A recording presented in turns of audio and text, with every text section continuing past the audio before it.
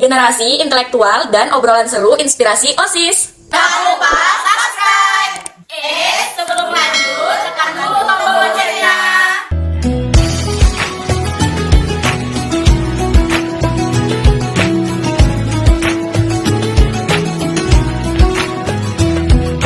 Assalamualaikum warahmatullahi wabarakatuh. Halo guys, kembali lagi bersama saya Anissa Jessica Dan saya Febriana Dewi Lestari. di konten podcast dan judul Geniosis, Generasi Intelektual dan Obrolan Seru Inspirasi OSIS. Nah guys, pasti kalian pada bingung kan, kok bintang tamunya belum ada nih, masih ada hostnya aja nih, berdua lagi hostnya. Siapa sih bintang tamu kita kali ini? Kita suruh masuk aja ya bintang tamunya. Silakan masuk Bapak. Ya, ini guru kita yang paling gokil di sekolah guys ya. Silakan duduk Pak. Kita sapa dulu nih bintang tamunya. Assalamualaikum warahmatullahi wabarakatuh. Bapak. Waalaikumsalam warahmatullahi wabarakatuh. Bagaimana nih kabarnya hari ini di bulan suci Ramadan? Alhamdulillah lebih baik semenjak sebelum dia ditinggalkan sama dia. Oke. Seperti biasa. Bisa disapa dulu nih Pak ke penonton semua biar penonton tahu nama Bapak dan sebagai apa Bapak di SMK Negeri 1 Muara Wahab. Oke. Nama saya Muhammad Aswar. Saya di SMK 1 Muara Wahab ini sebagai guru agama. Guru agama. Saya mengajar di kelas 10 dan kelas 11. Itu aja mungkin. Nanti perkenalan selanjutnya mungkin nanti mereka cari sendirilah. Mungkin di Wikipedia atau Oh iya Pak, apa keistimewaan bulan Ramadan ini Pak? Menurut Bapak? bulan Ramadan ya. Oke. Jadi alhamdulillah sudah hari ketiga ya. Hari ketiga kita memasuki bulan Ramadan. Nah mungkin ada orang-orang di luar sana yang mengatakan bahwa bulan Ramadan itu sama dengan bulan-bulan yang lain. Nah, padahal itu tadi sebagaimana pertanyaannya ada keistimewaan, ada perbedaan tersendiri antara bulan Ramadan dengan bulan-bulan yang lain. Salah satu daripada keutamaan daripada bulan Ramadan ini yaitu yang pertama, bulan Ramadan ini adalah bulan ampunan. Jadi ketika kemarin 11 bulan kita hidup misalnya dalam bergelimangan dosa, maka bulan inilah tempat kita untuk meminta ampunan kepada Allah. Makanya harusnya kita senang, harusnya kita bahagia dengan datangnya bulan Ramadan ini, bulan suci Ramadan. Kenapa? Karena kapan lagi ampunan seperti ini akan kita peroleh dibandingkan dengan bulan-bulan yang lain. Kemudian yang kedua, keutamaan bulan Ramadan ini, bulan Ramadan ini adalah salah satu tempat, gimana maksudnya? Tempat yang paling diijabah oleh Allah masalah doa. Mungkin ini host-hostnya ini nanti doa minta jodoh dan lain sebagainya. Penonton juga Jodoh ya. doa-doa yang lain diminta dimurahkan rezekinya, kemudian dan yang lain sebagainya, disehatkan keluarganya. Maka salah satu tempat yang paling mustajab doa adalah bulan Ramadan, terutama pada saat sementara seperti ini, kita sementara puasa. Makanya pada saat kita puasa, seyogyanya sebenarnya harusnya kita selalu melafazkan doa apapun itu. Kenapa? Daripada kita harus menceritakan orang lain, ada yang lewat kita ceritakan. Nah, jadi gunakan untuk berdoa. Doa, karena perlu kita pahami bahwa banyak kejadian di dunia ini yang mustahil tapi bisa berubah karena doa. Terutama di bulan Ramadan ini. Kemudian yang selanjutnya ada di bulan Ramadan ini, di akhir-akhir ada yang namanya Lailatul Qadar. Lailatul Qadar itu sebagaimana di dalam Al-Quran surah Al-Qadar dijelaskan bahwa malam itu khairun min alfi syahrin. Lebih baik daripada 1000 bulan. Kalau menurut ilmu tafsir mengatakan bahwa itu cuma perumpamaan 1000 bulan. Cuman perumpamaan saja. Dan ternyata di masa Nabi, kenapa diumpamakan seperti 1000 bulan? Karena angka 1000 di zaman Nabi itu adalah angka yang paling besar. Nah, mungkin hari ini kita ada yang 10.000 sampai 100.000, sejuta dan lain sebagainya. Tapi di zaman Nabi 1000 itu adalah angka tertinggi. Sehingga dikatakan malam Lailatul Qadar, satu malam saja kita beribadah di malam itu, maka pahala kita bisa 1000 bulan. Nah, artinya tidak terhingga. Kemudian yang selanjutnya, keutamaan bulan Ramadan. Ada yang namanya di dalam ayat, di ujung ayat ya ayyuhalladzina amanu kutiba alaikumusiyam, di ujungnya itu adalah la'allakum tattaqun, agar kita semuanya bertakwa. Takwa dalam hal ini maksudnya adalah takut kepada Allah. Nah, takut kepada Allah. Sembunyi-sembunyi. Aidil siapa? Aidil namanya? Andre sembunyi-sembunyi makan pada saat bulan puasa kan gitu.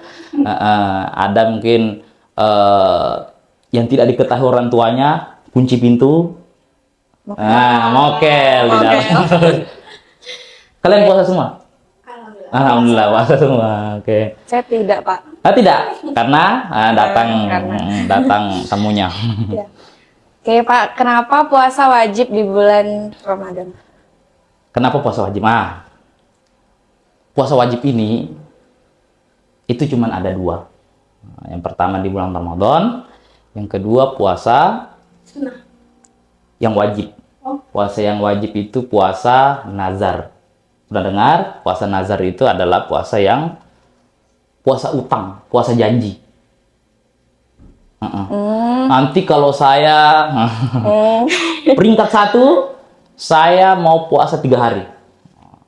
Setelah lulus 2 hari aja lah. Nah, itu tidak boleh. Kenapa? Karena itu wajib. Jadi puasa nazar itu wajib, puasa janji. Nah, yang kedua adalah puasa di bulan Ramadan. Kemudian kenapa di bulan Ramadan? Ya, kita sebagaimana ayatnya ya ayyuhalladzina amanu kutiba alaikumusiyam kama kutiba alal ladzina min qablikum la'allakum tattaqun. Wahai orang-orang yang beriman, kita diwajibkan untuk berpuasa dalam hal ini bulan Ramadan kama kutiba, sebagaimana diwajibkan juga orang-orang terdahulu alal ladzina min qablikum la'allakum tattaqun, agar kita semuanya bertakwa. Nah, puasa seperti itu adalah salah satu daripada rukun Islam. Itu dia. Oke, bagaimana bunyi perintah Allah agar umat Islam berpuasa, Pak?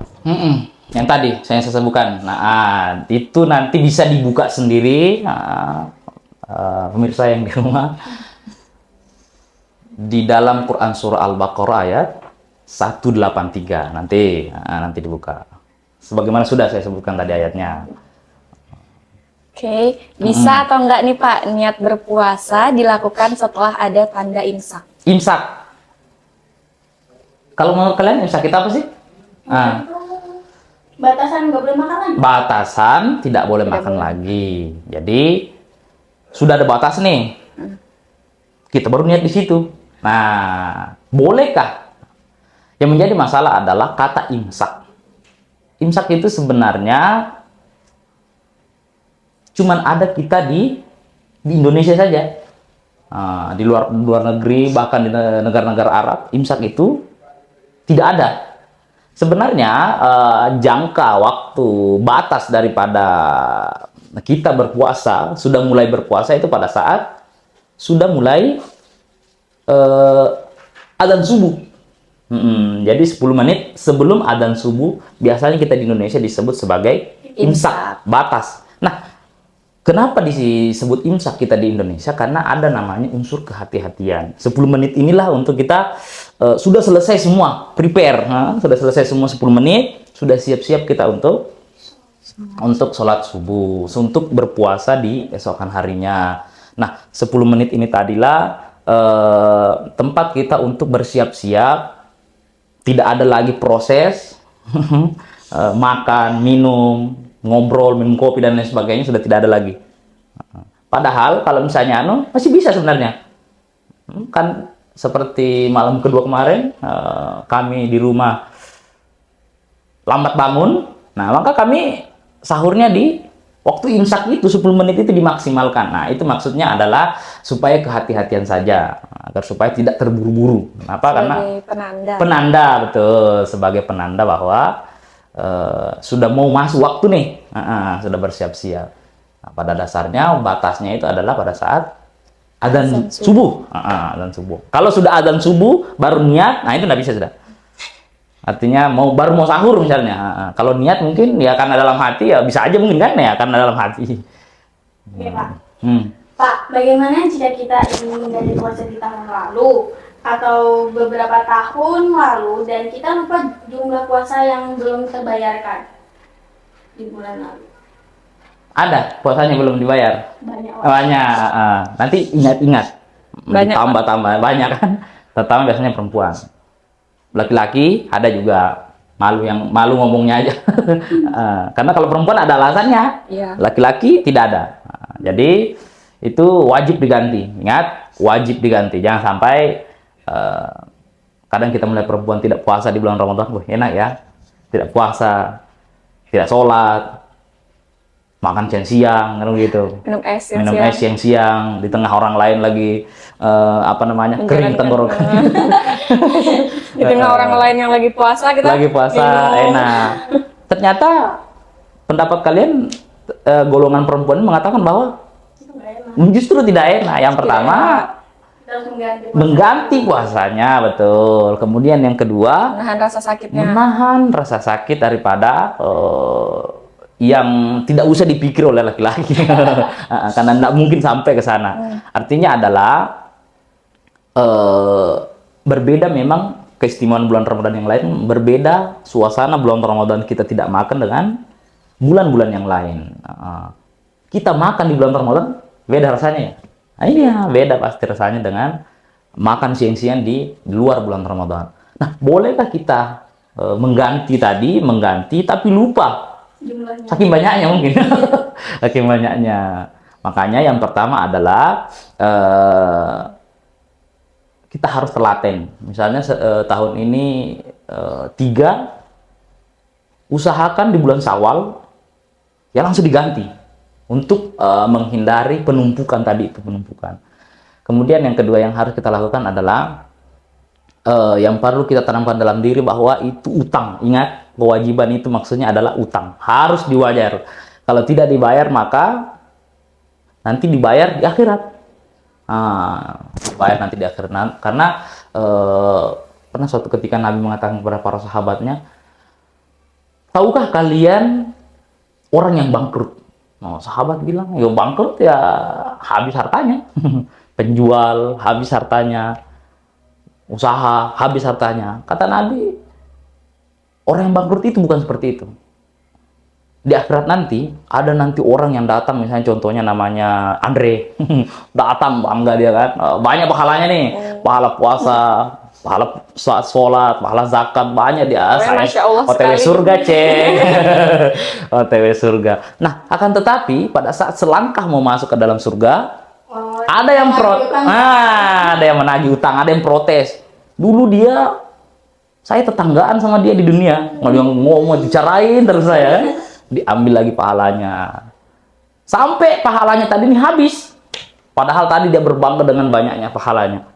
Habis pahalanya, sudah mau dimasukkan ke dalam neraka, ada lagi yang protes. Saking banyaknya orang-orang yang digibahin, diceritain, disakitin di dunia. Sudah mulai lirik-lirik. Iya, artinya ketika perempuan sudah bertemu 1, 2, 3, maka kayak gini tuh. maka pasti orang ketiga yang jadi bahan pembicaraan. Makanya jangan pernah berkumpul dengan orang yang suka membicarakan, karena ketika kita sudah tidak ada, kita yang jadi bahan. Nah, itu dia. Oke. Pak, apakah kita bisa menggantikan hutang puasa seseorang yang telah meninggal dunia? Misalnya ayah dan ibu. Orang tua misalnya ya. Mengganti puasa, jadi terutama orang tua itu kita sebagai ahli waris itu maksudnya adalah orang yang akan menggantikan nantinya, misalnya pada saat meninggal biasanya kan ada orang yang salah satu dari keluarga berdiri, mungkin ada utang daripada bapak saya, nanti ahli waris kami yang bayar. Kami yang akan membayarnya. Salah satunya adalah puasa. Itu bisa digantikan. Akan tetapi dengan catatan tahu jumlahnya berapa. Sama seperti tadi. Pada saat mengganti puasa, kalian yang terutama yang perempuan tahu, mengganti puasa harus tahu jumlahnya.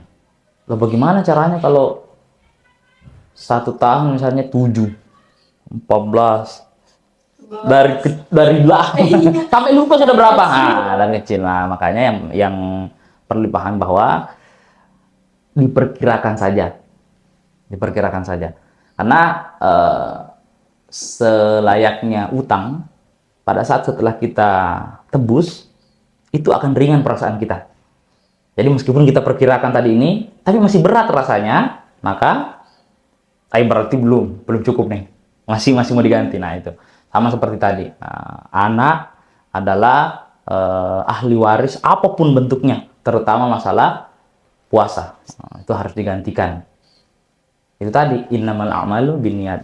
Niatkan dalam hati bahwa saya menggantikan puasa orang tua saya dulu waktu masih hidup. Mungkin beliau tidak mampu puasa karena mungkin sudah lanjut usia. Begitu. Jadi harus digantikan. Di sini kita sedang memasak nih. Sebenarnya saya sedang memasak untuk berbuka puasa. Lalu kita mencicip masakan tersebut, tapi tidak ditelan ya Pak. Apakah bisa membatalkan puasa Pak? Membatalkan puasa, Salah satu hal yang membatalkan puasa itu memasukkan. Jadi kita makna itu memasukkan sesuatu ke dalam mulut kita, baik berupa makanan maupun minuman. Apakah tidak boleh perempuan masak itu tanpa dicicipi? Misalnya perkirakan aja nih, bisa enggak kira-kira? Bisa aja. Agak susah ya? Agak susah. Jadi seharusnya membatalkan sih, apalagi misalnya jam 4 sore nih. Kumur-kumur air soto. Kumur-kumur lagi panas-panasnya nih. Cicipi cendol. Tapi kan cuma ujung lidah. Nah, apakah kita yakin? Nah, itu masalahnya. Kembali lagi kepada keyakinan kita masing-masing, kehati-hatian. Apakah tadi ini hindari sesuatu yang membuat kita ragu-ragu. Aduh, ini gimana? Wah, tinggalkan mending.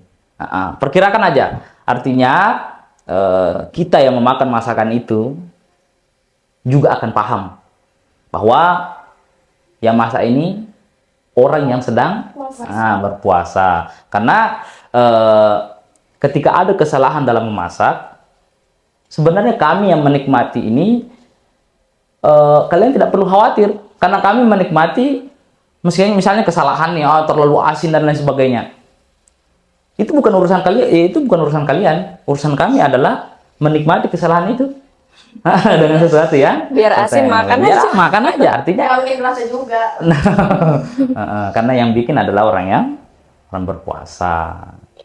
Gitu. Bapak, apakah nangis bisa membatalkan puasa? Nangis Kadang orang tua tuh kan kalau anaknya nangis, jangan nangis, batal puasamu, kayak gitu. Di masyarakat kita banyak sekali beredar yang hal-hal yang mitos-mitos yang mungkin kita yakin bahwa membatalkan puasa. Berendam terlalu lama. Aduh, panas sekali nih. Berendam dulu. Yang salah adalah berendam sambil menelan air. Nah, sebenarnya hal-hal seperti itu tidak membatalkan puasa. Keluar air mata menangis, yang sering kita jumpai di masyarakat kita. Apalagi berendam, kemudian banyak hal yang mungkin hari ini orang-orang mengatakan bahwa itu tidak boleh.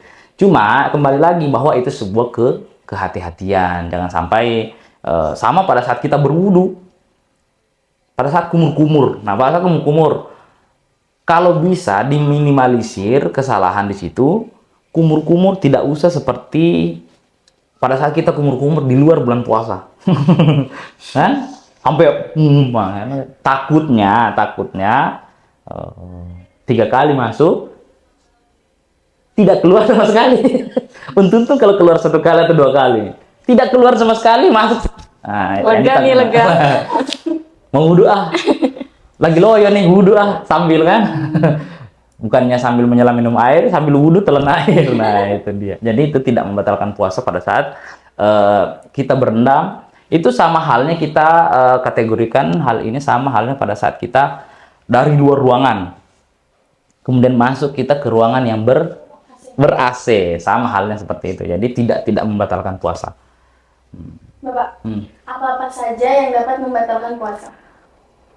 Yang membatalkan puasa, salah satunya tadi, memasukkan sesuatu ke dalam mulut, baik itu berupa makanan maupun minuman. Itu sudah pasti. Pokoknya mau mengenyangkan, tapi kan saya tidak kenyang. Mau mengenyangkan atau tidak, itu membatalkan puasa. Kemudian muntah, tapi disengaja. Nah, ini juga terkadang kita muntah, tapi tidak sengaja. Kadang orang tua kita itu langsung, mending kamu pergi makanlah. Batal sudah puasanya. Padahal yang dimaksud dalam hal ini adalah orang yang muntah, tapi disengaja. Disengajanya seperti apa? Mungkin kalian pernah lihat kan, ada anak kecil yang masukkan tangannya, itu yang tidak boleh. Disengaja, artinya disengaja. Mungkin ada sesuatu yang mau dikeluarin dari dalam, nah itu yang tidak boleh. Kemudian untuk perempuan, haid dan nifas, itu membatalkan puasa. Tiba-tiba sudah jam 6 sudah capek nahan kan, jam 6 sore haid. Kalau nyeseknya kok. Kemudian murtad itu keluar daripada agama Islam, itu sudah pasti. Misalnya saya agama Islam nih, jam 6 sore saya masuk Konghucu, misalnya contoh, langsung batal otomatis, karena yang diwajibkan berpuasa adalah orang Islam, meskipun agama lain juga ada puasanya, tapi mungkin bentuknya berbeda, sama kayak kemarin baru-baru umat Hindu nyepi, nyepi, mereka puasanya sampai 1 kali 24 jam. Dan tidak ngapa-ngapain. Artinya ada puasa mereka, tapi berbeda dengan puasa kita. Kemudian yang membatalkan puasa itu suami istri. Nah, ingat, suami istri itu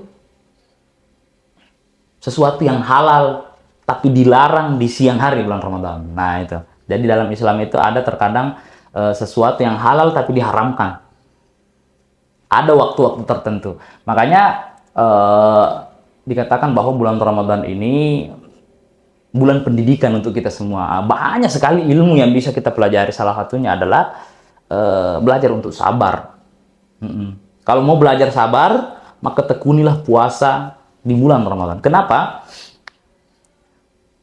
Puasa di bulan Ramadan ini, kalau belum masuk waktunya, maka tidak bisa kita sentuh. Padahal ST ST hari-hari biasanya loh, biasa aja kita lihat kan gitu. Di bulan Ramadan, subhanallah, istimewa sekali. Padahal uang kita dibelikan, punya kita yang bikin dan sebagainya, tapi kita belum bisa menyentuhnya sampai azan maghrib. Kemudian yang selanjutnya membatalkan puasa, yang terakhir gila. Gila itu ya hilang akal sudah, hilang akal. Ditanya A, jawabnya B. Yang jelas Kalau ini Pak, sikat gigi tuh sama. batal? Tidak membatalkan puasa. Ini ada rasa-rasa tekstur. Itu tadi, kecuali makanya saya bilang tadi bahwa ada unsur kehati-hatian di situ, sama seperti pada saat wudhu. Saya kalau wudhu misalnya, apalagi sholat asar sudah tenggorokan, mulut sudah mulai gersang itu. Jadi sedikit cairan aja itu sama seperti pada saat ini tanah lagi kering-keringnya, ya kan itu gerimis sedikit aja itu langsung merembes. Nah sama seperti itu, artinya makanya sikat gigi, wudhu yang berlebihan itu dilakukan pada saat subuh. Subuhnya, maksudnya dimaksimalkan semua di situ. Kalau perlu sikat WC dipakai, maksudnya untuk supaya bersih gitu loh, supaya nanti pada saat seharian ini tidak ada lagi kegiatan-kegiatan seperti itu. Tapi bukan berarti membatalkan. Kehati-hatian aja untuk meminimalisir hal-hal yang terjadi. Enak juga rasa Pepsodent. Pepsodent. Ada manis-manisnya. Ada manis-manisnya. Oke, Pak. Apakah benar hukumnya makruh kalau terlalu sering mandi saat puasa, dan apa hukum berenang saat kita sedang berpuasa? Nah, sudah tadi berarti. Jadi lagi kering nih, mandi ya. Sebenarnya tidak. Itu tadi kembali lagi bahwa kehati-hatian, jangan sampai jadi kadang ada sering kita dengar dalilnya bahwa pada saat bulan Ramadan setan itu diikat. Santai aja berarti sekarang kan, tidak ada yang godain. Akan tetapi hebatnya setan itu di sekitar kita, Pak. Hah? Di sekitar kita. Di sekitar kita. Karena setan itu minal jinnati wan nas, dari golongan jin dan manusia. Yang diikat itu dari golongan jin. Manusia tidak diikat. Itu masalahnya dia. Jadi terkadang mereka diikat, akan tetapi 11 bulan yang lalu mereka mendidik kita. Ala bisa karena biasa. Kita terbiasa mungkin melakukan hal-hal yang buruk. Di bulan Ramadan pun kita akan terbiasa dengan hal itu.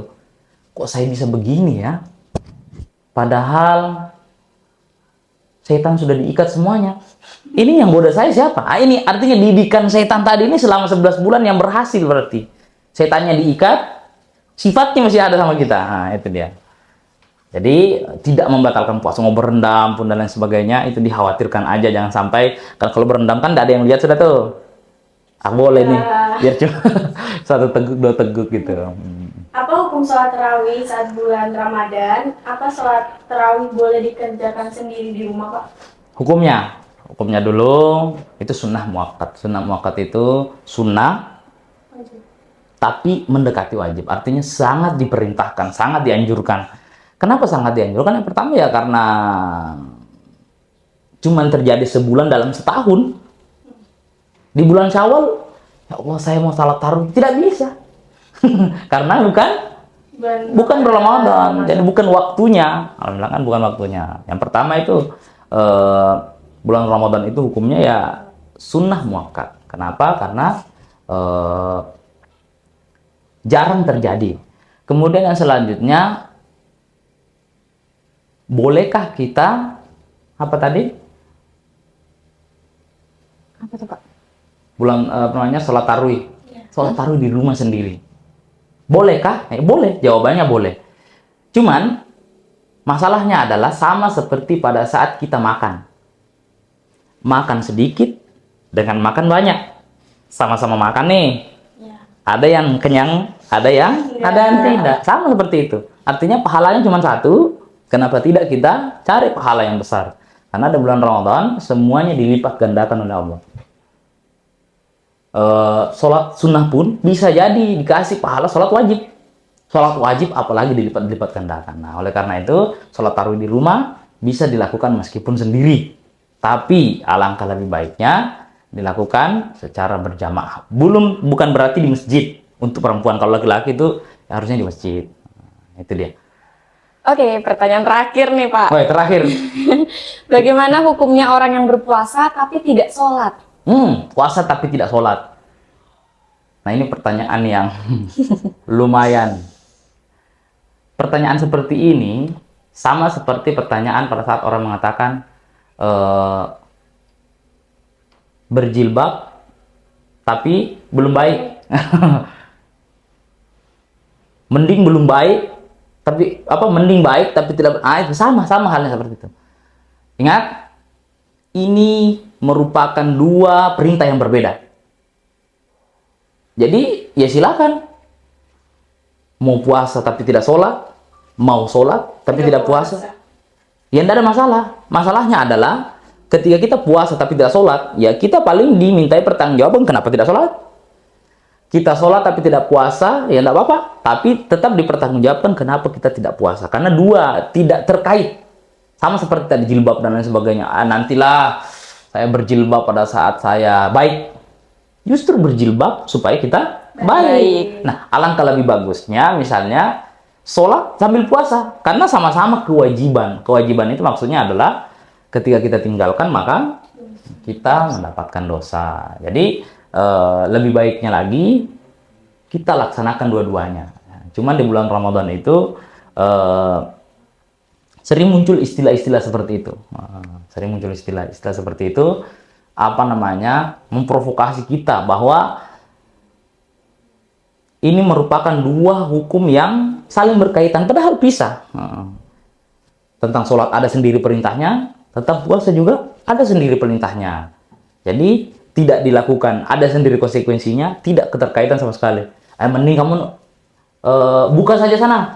Nggak sholat pun saya lihat, nah itu nggak ada kaitannya, nggak ada kaitannya. Tidak terasa ya, sudah 3 jam, 3 jam. bincang-bincang masalah. Oke guys, beberapa pertanyaan dari saya dan rekan saya telah dijawab oleh Bapak Aswar, SPDI. Dan terima kasih Bapak telah meluangkan waktunya sama-sama. di acara podcast. See you next video. Bye-bye. Assalamualaikum.